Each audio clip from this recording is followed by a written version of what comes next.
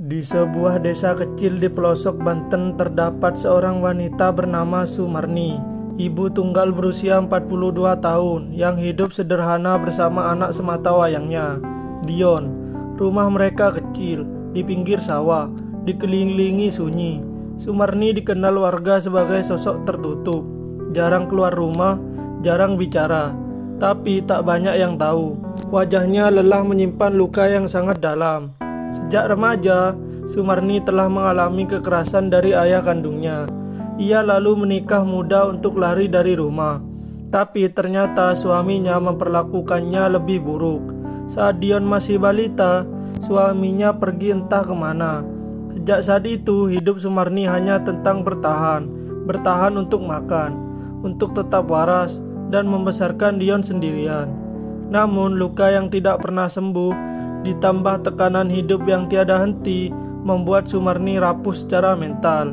Ia mencintai anaknya dengan cara yang tidak utuh, karena ia sendiri tidak pernah merasakan cinta yang sehat sejak kecil.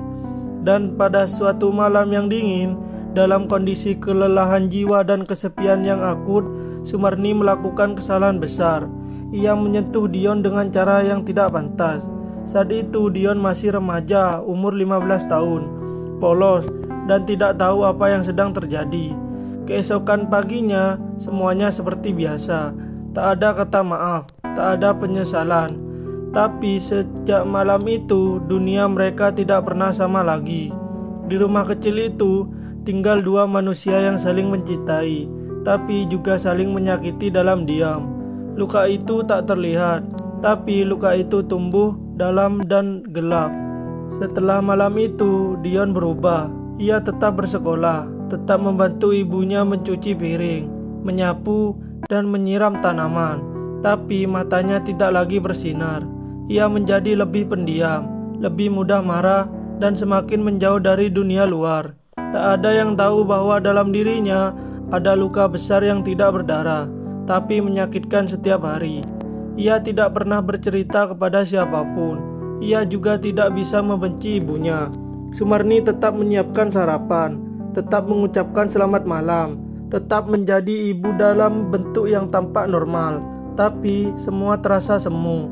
Dion tumbuh dalam kabut kebingungan, harus mencintai tapi juga merasa dikhianati. Tahun demi tahun berlalu, dan Dion menjadi pemuda tertutup. Ia tidak punya teman dekat, ia sulit percaya pada siapapun. Ia merasa kotor, rusak, dan tak layak dicintai. Setiap kali melihat ibunya, ada perasaan aneh, antara ingin dipeluk dan ingin berteriak, tapi ia tetap diam. Hingga di usia 21 tahun, semua tekanan itu meledak. Dion mencoba bunuh diri. Ia mengunci diri di kamar dan menenggak banyak obat tidur. Untungnya, seorang tetangga curiga karena Dion tak keluar rumah 2 hari. Saat ditemukan, tubuhnya sudah lemas dan dingin. Ia dirawat di rumah sakit, lalu dipindahkan ke pusat rehabilitasi jiwa di Serang.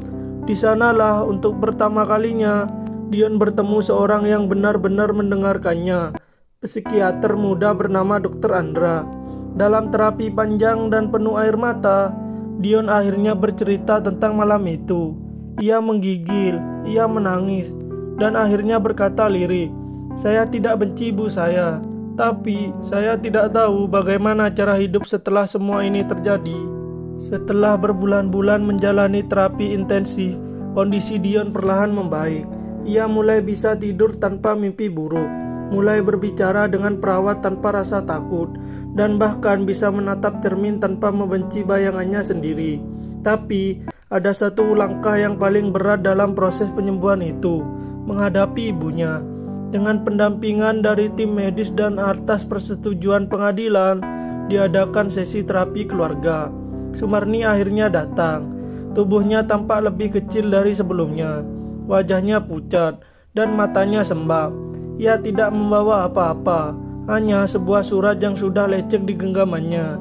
Di ruang terapi yang sunyi, Sumarni duduk berhadapan dengan Dion. Untuk beberapa menit, tidak ada yang berbicara. Hanya suara detak jam dinding dan nafas yang ditahan. Lalu dengan suara gemetar, Sumarni berkata, "Nak, kamu tidak harus memaafkan ibu. Ibu pun tak bisa memaafkan diri sendiri. Tapi kalau kamu bisa hidup lebih baik dari ibu, itu sudah cukup. Ibu ingin kamu hidup. Dion menunduk. Ada gejolak besar dalam dadanya. Luka itu belum sembuh, tapi untuk pertama kalinya luka itu diakui. Tak ada pembelaan, tak ada dalih, hanya pengakuan dan penyesalan tulus dari seorang ibu. Lama itu diam, lalu akhirnya berkata pelan, "Saya ingin sembuh, Bu, dan untuk itu saya harus belajar memaafkan." Itu bukan akhir, tapi awal, sebuah titik balik dalam gelapnya hidup mereka. Sumarni akhirnya menyerahkan diri ke pihak berwajib. Mereka siap menjalani hukuman atas perbuatannya. Tak ada drama, tak ada berita heboh, hanya seorang ibu yang akhirnya memilih bertanggung jawab. Sumarni dipenjara di Lembaga Permasyarakatan Perempuan di Banten. Banyak orang mungkin berpikir itu akhir dari kisahnya, tapi justru di balik jeruji besi, hidupnya dimulai kembali. Ia tidak lagi bersembunyi. Ia mulai menulis. Di buku tulis tipis pemberian petugas, ia menumpahkan semua yang tak pernah bisa ia ucapkan tentang masa kecil yang penuh kekerasan, pernikahan tanpa cinta, kesepian panjang, hingga kesalahan fatal yang menghancurkan anak yang paling ia cintai. Tulisan-tulisan itu kemudian dibaca oleh seorang pembina lapas yang terkejut oleh kedalaman emosi dan kejujuran dalam setiap paragrafnya. Dengan izin, tulisan itu diketik ulang, disuntik, dan akhirnya diterbitkan dalam bentuk buku kecil berjudul "Luka yang tak terucap tapi bisa disembuhkan". Tak ada nama asli, tak ada detail lokasi, tapi isinya begitu menyentuh, begitu jujur, hingga menjadi bahan diskusi di kelas-kelas psikologi, komunitas konselor, dan forum penyintas kekerasan seksual. Sumarni yang dulu tenggelam dalam masa lalu, kini menjadi suara bagi mereka yang diam. Ia tak pernah mencoba membenarkan apa yang telah ia lakukan. Ia hanya ingin dunia tahu bahwa luka bisa diwariskan, tapi juga bisa dihentikan. Sementara itu, Dion bangkit dengan cara yang berbeda. Ia melanjutkan kuliah di jurusan konseling dan kesehatan mental. Luka masa lalunya justru menjadi bahan pembelajaran yang berharga.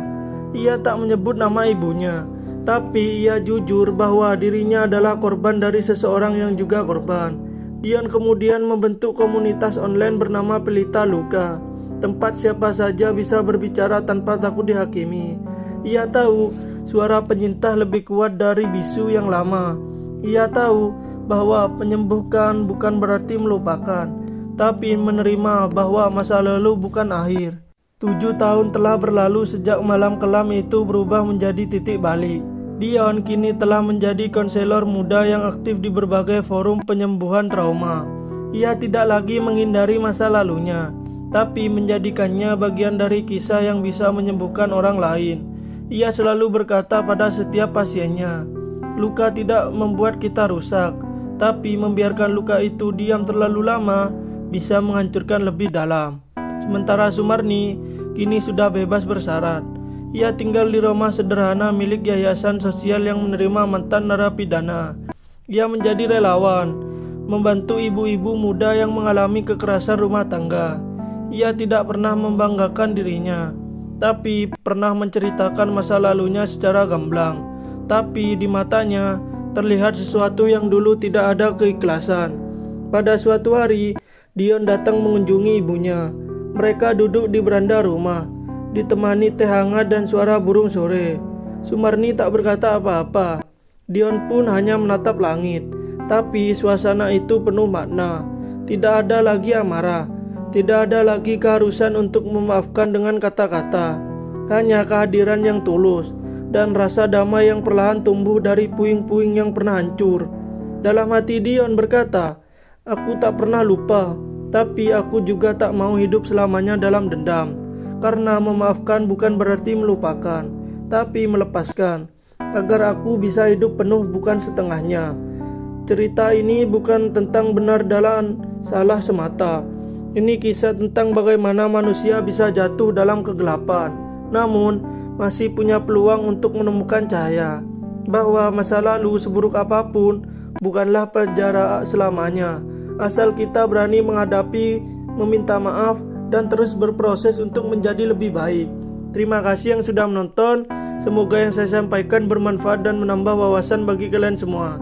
Jangan lupa like, komen, share, dan subscribe. Peace out.